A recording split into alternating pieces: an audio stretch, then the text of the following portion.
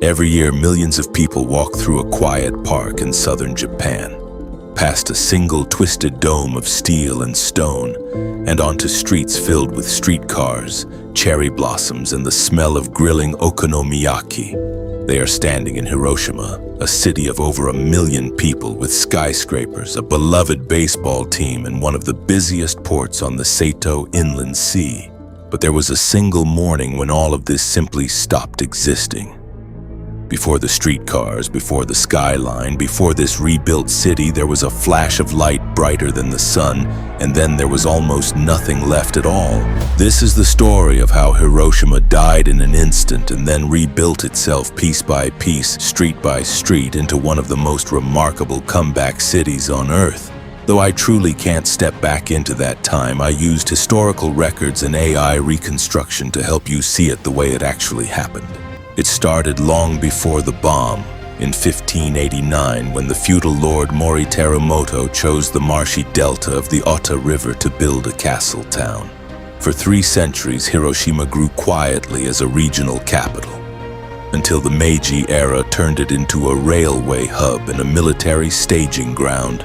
By the early 1900s, Hiroshima had become one of Imperial Japan's most important army bases, home to a garrison, a major port, and thousands of soldiers who shipped out from its docks. Through the 1920s and 30s, the population climbed past 300,000, then past 400,000 by 1942, as factories and shipyards turned the riverside city into a key piece of the wartime machine. Wooden houses packed tightly along the 7 river channels that split the delta, while streetcars, new and modern for their time, rattled through downtown carrying workers and school children. Unlike Tokyo or Osaka, Hiroshima had been spared the firebombing raids that flattened so much of Japan in 1945. Some residents even whispered that the Americans were saving the city for something else entirely. They had no idea how right they were. On the morning of August 6, 1945 at 8:15 a.m., a single American B-29 bomber named the Enola Gay released a bomb codenamed Little Boy over the center of Hiroshima. 43 seconds later, it detonated nearly 2,000 feet above the city. In an instant, a fireball hotter than the surface of the sun erased almost everything within a mile of the blast. Wooden buildings simply vanished. Concrete structures were stripped to their frames. Tens of thousands of people died in that single moment, and tens of thousands more would die in the days, weeks, and years that followed from burns, injuries, and radiation sickness that doctors at the time had never even seen before. Of the roughly 76,000 buildings in Hiroshima, the vast majority were destroyed or badly damaged. One structure near the blast's center, the Hiroshima Prefectural Industrial Promotion Hall, was left standing as a skeletal dome of twisted metal, almost the only recognizable shape in a landscape that had been reduced to ash and rubble.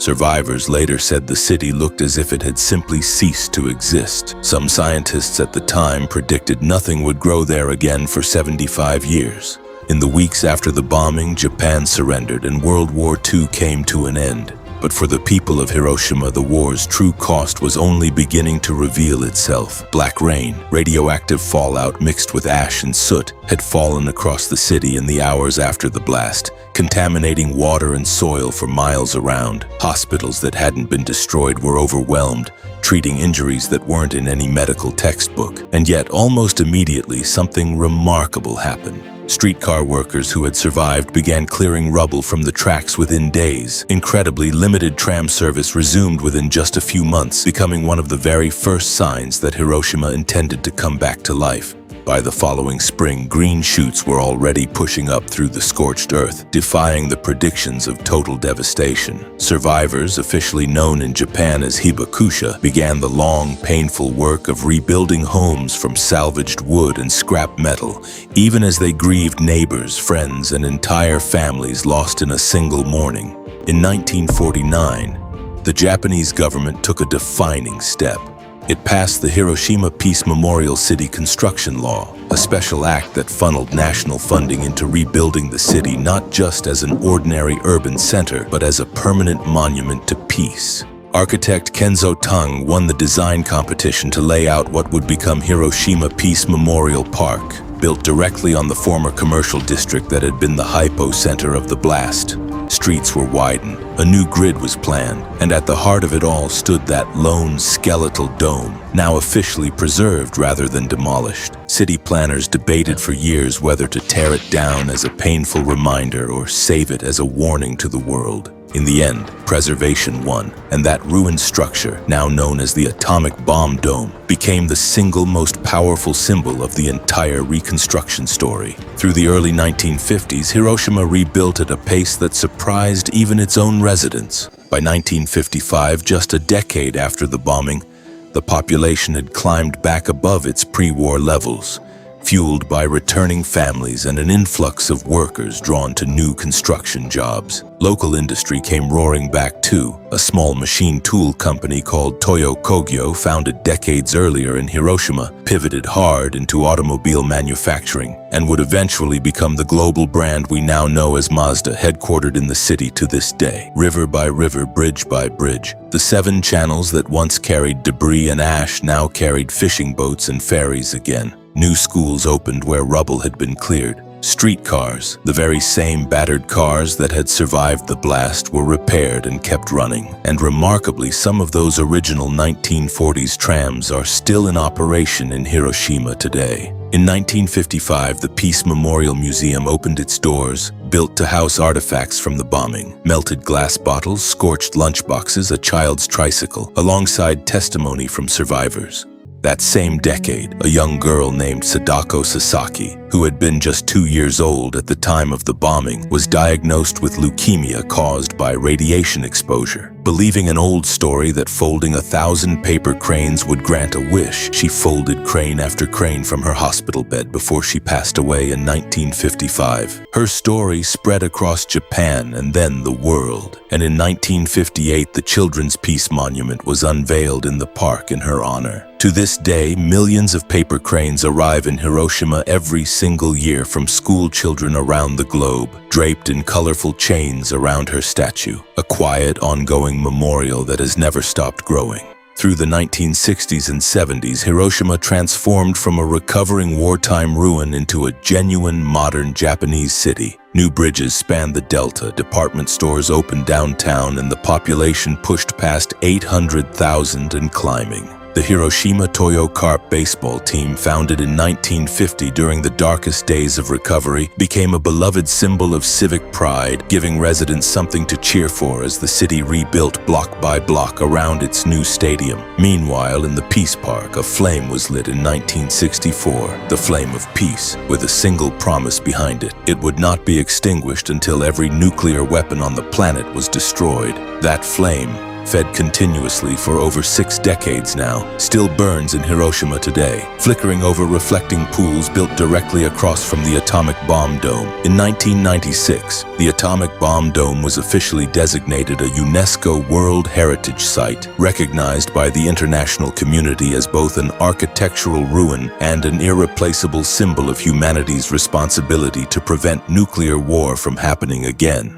By this point, Hiroshima had grown into a major economic hub for Western Japan, with a population surpassing 1 million people, a busy port, and a growing tourism industry built almost entirely around its identity as a city of peace rather than a city defined by destruction. Hiroshima's mayors began reaching out internationally too, founding Mayors for Peace in 1982. A coalition that today includes thousands of cities across the world united around the single goal of nuclear abolition. By the 2000s and into the 2010s, Hiroshima had completed its transformation into the city millions recognize today. Sleek bullet trains connect it to Tokyo in under 4 hours. The streetcar network, the largest in Japan with hundreds of trams running through downtown, remains one of the most charming ways to explore the city. The waterfront where wooden houses once stood is now lined with modern apartment towers and riverside cafes. Sanfrecce Hiroshima plays professional soccer in a brand new stadium near the old castle grounds, while the Hiroshima Toyo Carp still fill their ballpark with cheering fans. Tourists from around the world by the millions each year walk the same paths through Peace Memorial Park, pausing at the dome, the flame, and the children's monument, before heading out to sample Hiroshima-style okonomiyaki, layered with cabbage, noodles, and pork in a way found nowhere else in Japan. Today, in 2026, Hiroshima is home to well over 1 million people. A thriving economy built on automobiles, shipping, and tourism, and a skyline that bears no visible scar of what happened here 80 years ago, except for one. The atomic bomb dome still stands exactly as it did in the days after the blast, deliberately frozen in time, its broken steel frame rising above the trees as the only structure in the city that was never rebuilt. Every August 6th, at exactly 8:15 in the morning, the city falls silent. A bell rings, doves are released, and the descendants of survivors alongside visitors from every corner of the world bow their heads in the same park that was once the absolute center of the blast. More than steel and concrete, Hiroshima became something far bigger than a city. It became proof that even after the worst single moment in human history, life finds a way to grow back, and a community can choose again and again to rebuild not just buildings, but purpose. Thank you for coming along on this journey through history. I hope that by tracing Hiroshima's story from the morning of August 6th, 1945, all the way to the thriving city of today, I've helped you feel the true weight of what was lost and the true strength of what was rebuilt. If you enjoyed it, please subscribe to the channel. If you'd like to see more stories of cities that rose from ruin, just let me know in the comments. Until then, may the flame of peace keep burning, and may Hiroshima's story remind the world why it must never happen again.